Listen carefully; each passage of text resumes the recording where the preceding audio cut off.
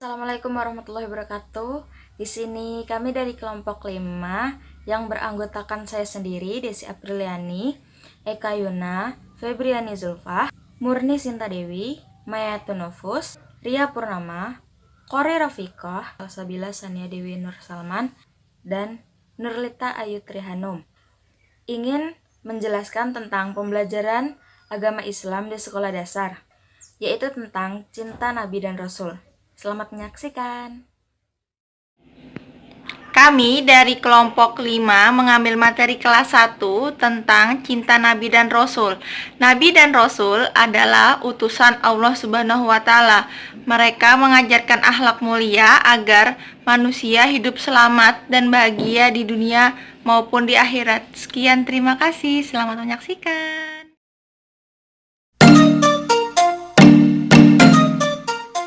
Biografi Nabi Adam alaihissalam. Jadi Nabi Adam alaihissalam telah tercantum dalam Al-Quran. Dia diciptakan sebagai manusia pertama untuk menjadi khalifah atau pemimpin di muka bumi. Sebelumnya Allah Subhanahu wa taala telah menciptakan malaikat yang berasal dari cahaya dan jin yang berasal dari api. Kemudian Allah Subhanahu wa taala menciptakan manusia dari tanah yang kemudian ditiupkan ruhnya ke dalamnya dan jadilah Nabi Adam. Kemudian Nabi Adam ditempatkan Allah Subhanahu wa taala di dalam surganya. Tetapi Nabi Adam merasa kesepian, sehingga Allah menciptakan kembali Siti Hawa untuk menemani Nabi Adam.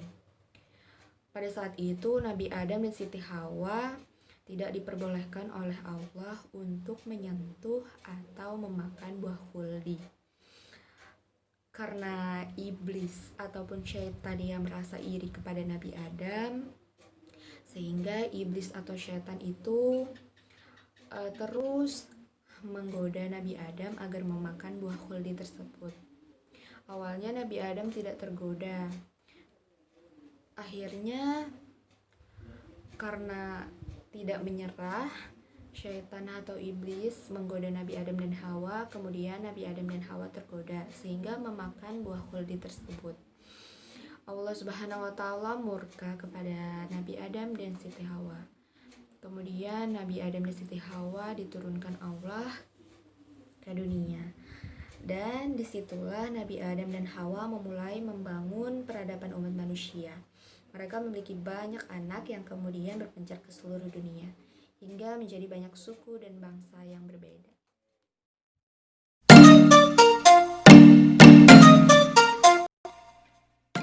Selanjutnya, kita akan melanjutkan pembelajaran mengenai keteladanan Nabi Adam alaihissalam.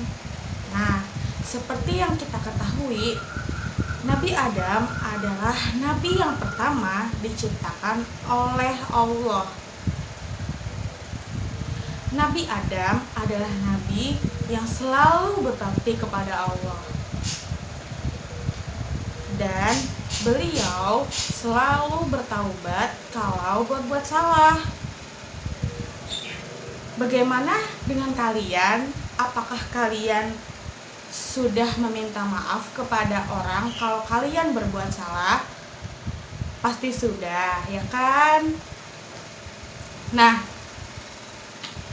jangan lupa kita harus meminta maaf kalau berbuat salah kepada orang, kepada saudara, kepada teman, kepada keluarga, dan selalu bertaubat kepada Allah kalau kita berbuat salah.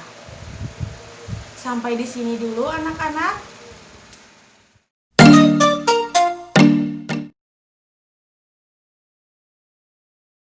Assalamualaikum warahmatullahi wabarakatuh. Perkenalkan, nama saya Kayuna. Di sini saya akan membacakan biografi Nabi Nuh.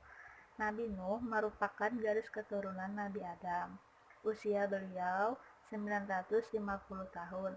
Periode sejarah beliau yaitu 3993 sampai 3443 sebelum Masehi. Tempat diutusnya beliau berada di selatan Irak. Jumlah keturunan beliau yaitu ada 4 putra yang bernama Sam, Ham, Yafis, dan Kan'an. Tempat wafat beliau berada di Mekah. Sebutan kaumnya itu kaum Nuh. Al-Quran menyebutkan namanya sebanyak 43 kali.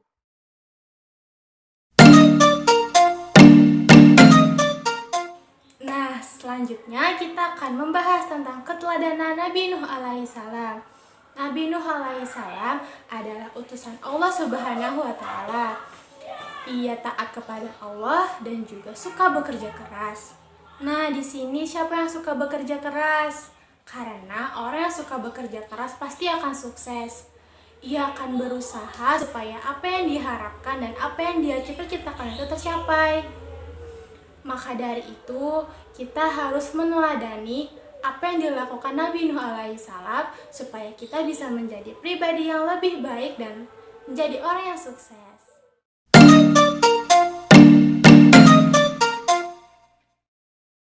Perkenalkan, nama saya Maya Tenufus. Di sini saya akan menjelaskan tentang biografi Nabi Hud. Nabi Hud adalah seorang tokoh yang disebutkan dalam Al-Quran.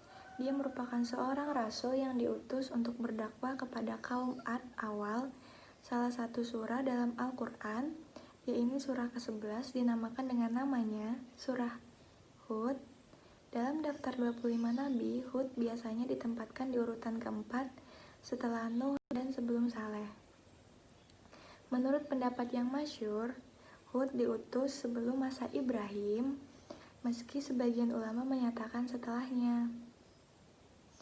Al-Quran tidak menjelaskan mengenai kehidupan Hud setelah kehancuran kaum Ad atau usianya, tetapi sebagian sumber menyatakan bahwa dia wafat pada usia 150 tahun. Terdapat beberapa tempat yang diyakini sebagai makam Hud. Situs yang paling terkenal yaitu Karb Nabi Hud, terkenal di desa terlantar di kawasan Hadramaut, sekitar 140 km di utara kota Mukalla. Di sekitar makam ditemukan beberapa prasasti dan reruntuhan kuno. Ali bin Abi Thalib menyatakan bahwa makam Hud ada di daerah Yaman. Sebagian lainnya menyatakan bahwa makamnya berada di dekat sumur Zam-Zam. Pendapat lain menyatakan bahwa makam Hud terletak di dinding selatan Masjid Agung Umayyah.